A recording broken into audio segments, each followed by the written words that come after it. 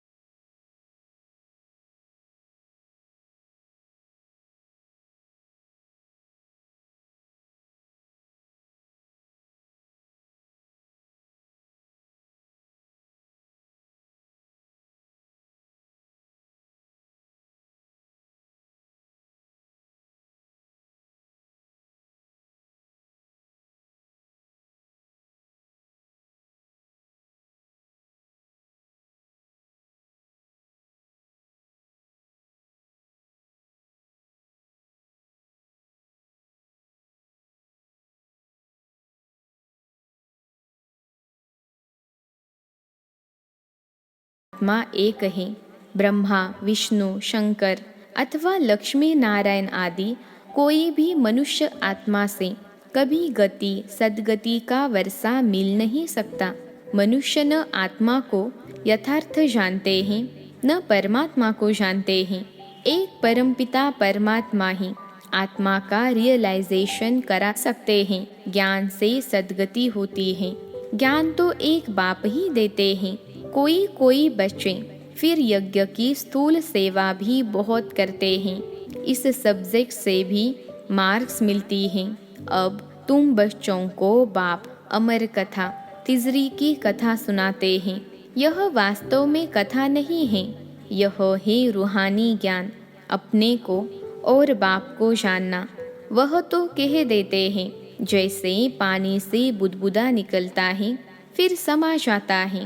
हम ब्रह्म से पैदा हो पार्ट बजाए फिर ब्रह्म में लीन हो जाते हैं या ब्रह्म ही बन जाते हैं। और कोई रचना और रचता का ज्ञान है ही नहीं। ज्ञान तो बाप ही आकर समझाते हैं। इनका नाम है शिव। फिर उनको कोई रुद्र भी कहते हैं, कोई पाप कटेश्वर भी कहते हैं। अनेक नाम रख पूजा की सामग्री बढ़ा दी है। जो परमात्मा ने कर्तव्य किया है उस पर भिन्न भिन्न नाम रख बहुत मंदिर बना दिए हैं। अब बाप कहते हैं यह है कांटों की दुनिया, विषय सागर। यह भी सबसे लिखाया जाता है कि ईश्वर सर्वव्यापी नहीं है। बाप तो आकर भारत को स्वर्ग बनाते हैं तो सारी दुनिया स्वर्ग बन जाती है। यह भी किसकी बुद्धि में नहीं आता। शास्त्र सब है भक्ति के, बाकी हर एक को अपने अपने काम का ज्ञान है। वाढ़े यानी कारपेंटर को वाढ़े का ज्ञान है, डॉक्टर को डॉक्टरी का ज्ञान है। यह है रूहानी ज्ञान जो तो एक परमात्मा ही आकर देते हैं। मनुष्यों को यह पता ही नहीं कि परमात्मा किसको कहा जाता है।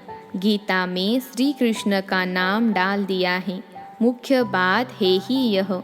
माई बाप को खंडन कर दिया है तो बाकी सब शास्त्र झूठे हो गए। झूठे पत्थरों की भी खानियाँ होती हैं। यह भी जैसे झूठे पत्थर हैं। पारस बुद्धि वाले रहते हैं पारसपुरी सतयुग में। यह तो है नर्क। बुलाते हैं हे पतित पावन आओ, तो जरूर पतित हैं।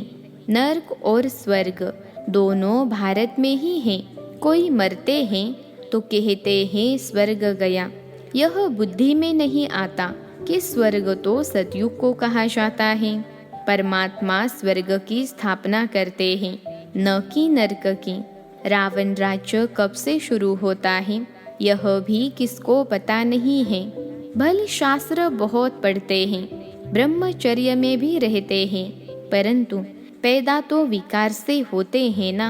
साधु सन्यासी भी साधना करते हैं, बाप से मुक्ति मांगते हैं, क्योंकि छीछी दुनिया में रहने नहीं चाहते हैं। अब बाप कहते हैं पहले आत्मा को जानो कि कैसे जन्म मरण में आती है, कैसे सच्चे सोने में खाद पड़ती है, कैसे 84 जन्मों का पार्ट बजाती है। सबसे जास्ती पार्ट तुम्हारा है। जो देवी देवता थे वही पूरे 84 जन्म लेते हैं। लक्ष्मी नारायण ने राज्य किया फिर कहाँ गए? उनकी आत्मा ने जरूर जन्म तो लिया होगा ना। अब वह कहाँ है कोई जानता नहीं। क्रिश्चियन लोग जानते हैं कि क्राइस्ट इस समय बेगरी पार्ट में होगा। तुम तो अच्छी रीति जानते हो। लक्ष्मी नारायण जो स्वर्ग के मालिक थे उन्हों को ही पुनर्जन्म ले 84 जन्म पूरे करने हैं। सभी आत्माएं 84 जन्म नहीं लेगी। यह भी ज्ञान बुद्धि में धारण करने का है। योग में रहने के सिवाय कांटों से फूल बन नहीं सकते। योग से ही विकर्म विनाश होंगे और सतो प्रधान फूल बनेंगे। जब तक यहाँ है तब तक कुछ न कुछ कांटेपन का अंश रहता है। फूल बन गए फिर तुम यहाँ रह नहीं सकेंगे। फूलों का बगीचा सतयुग को कहा जाता है। अभी तुम कांटों के जंगल अथवा रावण के राज्य में हो। सब कांटे ही कांटे हैं। जो बहुत कांटों के फूल बनाते हैं उन्हें ही सच्चा खुशबूदार फूल कहेंगे। एक फूल होता है किंग ऑफ फ्लावर, सफ़ेद होता है, टेबल पर रखा जाता है, फिर खिलता रहता है, खुशबू बढ़ती रहती है। ऐसा फूल कोई होता नहीं। अब किंग फूल है तो क्वीन भी चाहिए, यानी रात की रानी। गुलाब, मोतिया आदि अच्छे अच्छे फूल हैं। फ्लावर शो दिखाते हैं, वहाँ सब अच्छे अच्छे फूल ले आते हैं। जो अच्छे अच्छे फूल लाते हैं उनको इनाम भी मिलता है। तुम भी फूलों का बगीचा बनाते हो ना। शिव पर फूल चढ़ाते हैं, उसमें रतन जोत अक के फूल भी चढ़ाते हैं। बाबा ने समझाया है, मैं यहाँ तुम बच्चों को फूल बनाने का पार्ट बजाता हूँ। मैं जानता हूँ कौन गुलाब के फूल हैं, कौन मोतिया हैं, कौन रतन जोत हैं, कौन अक हैं। सबसे चीची होता है अक, उनकी चलन ही कांटों मिसल होती हैं। कोई कोई बहुत तीखे कांटे हैं। क्रोध भी एक कांटा है, बहुतों को दुख देते हैं। अभी तुम कांटों की दुनिया से किनारे में हो, संगम पर हो, कांटों से फूल बन रहे हो। जैसे माली कांटों को निकाल फूलों को अलग पॉट में रखते हैं, तुमको भी बाबा ने अलग कर दिया है। तुम संगम पर हो, तुम्हारी मरम्मत होती रहती है, फिर भी माया कांटा बना देती है। फिर भी एक बार हमारा बन गया ना, तो यह माया के विघ्न भी एक दिन खत्म हो जाएंगे। फिर यह जो पॉट में लगे हुए फूल हैं वह सब स्वर्ग में चले जाएंगे। कलयुगी कांटे सब भस्म हो जाएंगे। तुम कितने थोड़े फूल हो, तुम्हें संगम युगी पॉट में डाला है, बीज बोया हुआ है। माया का तूफान लगता है तो मुरझा देता है, फिर भी अविनाशी ज्ञान का बीज एक बार डाला है तो वह विनाश नहीं होता है। बाप बेड बच्चों को समझाते हैं, तुम बच्चों को बहुत बहुत निडर बनना है। बाबा कहते हैं कि यह लिख दो कि हर 5000 वर्ष के बाद यह मेला प्रदर्शनी हम इस संगम पर दिखाने आए हैं। यह तो लिखना है कि यह लड़ाई 5000 वर्ष के बाद लगती है, पुरानी दुनिया को नया बनाने या नरकवासियों को स्वर्गवासी बनाने।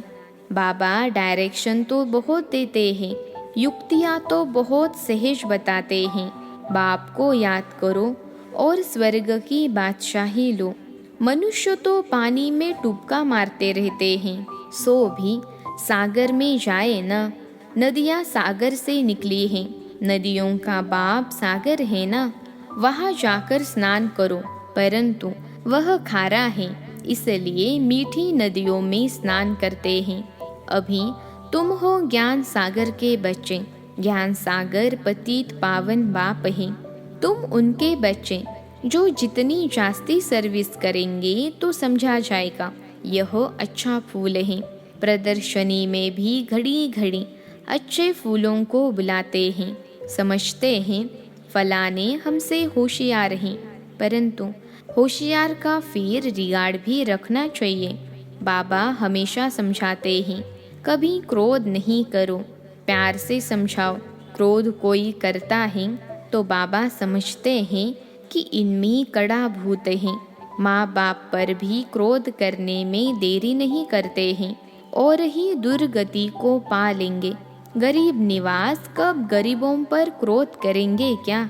गरीब निवास बाबा आया ही है गरीबों को साहूकार बनाने। यहाँ जो पदमपति हैं दूसरे जन्म में नौकर चाकर बनेंगे। गरीब जो अच्छी रीति पढ़ेंगे वह जाकर राजा रानी बनेंगे। ऐसे भी सेंटर्स पर आते हैं जो ईश्वरीय सेवा में कुछ नहीं देते हैं।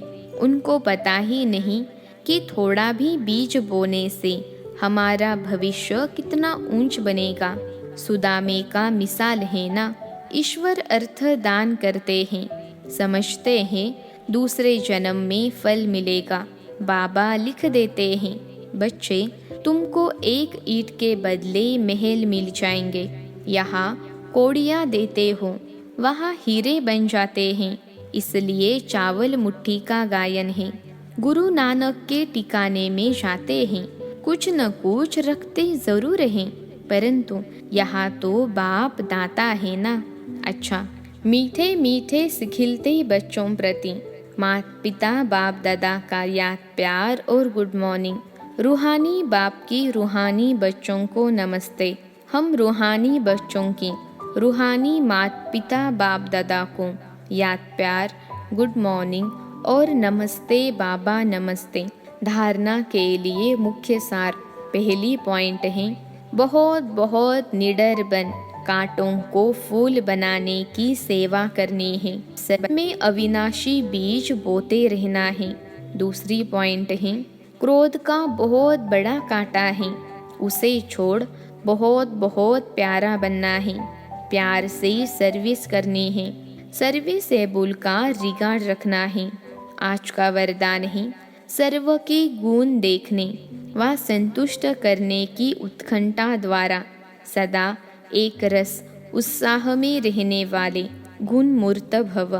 सर्व के गुण देखने व संतुष्ट करने की उत्कंठा द्वारा सदा एक रस उत्साह में रहने वाले गुणमूर्त भव। विश्लेषण है, सदा एक रस उमंग उत्साह में रहने के लिए जो भी संबंध में आते हैं उन्हें संतुष्ट करने की उत्कंठा हो। जिसको भी देखो उससे हर समय गुण उठाते रहो। सर्व के गुणों का बल मिलने से उत्साह सदा काल के लिए रहेगा। उत्साह कम तब होता है जब औरों के भिन्न भिन्न स्वरूप, भिन्न भिन्न बातें देखते सुनते हो, लेकिन गुण देखने की उत्कंठा हो तो एक रस उत्साह रहेगा और सर्व की गुण देखने से स्वयं भी गुणमूर्त बन जाएंगे। आज का स्लोगन है, बेहद के वैराग्य वृत्ति का फाउंडेशन मजबूत हो तो सेकेंड में अशरीरी बनना सहज है। बेहद के वैराग्य वृत्ति का फाउंडेशन मजबूत हो तो सेकेंड में अशरीरी बनना सहज है। अच्छा, ओम शांति।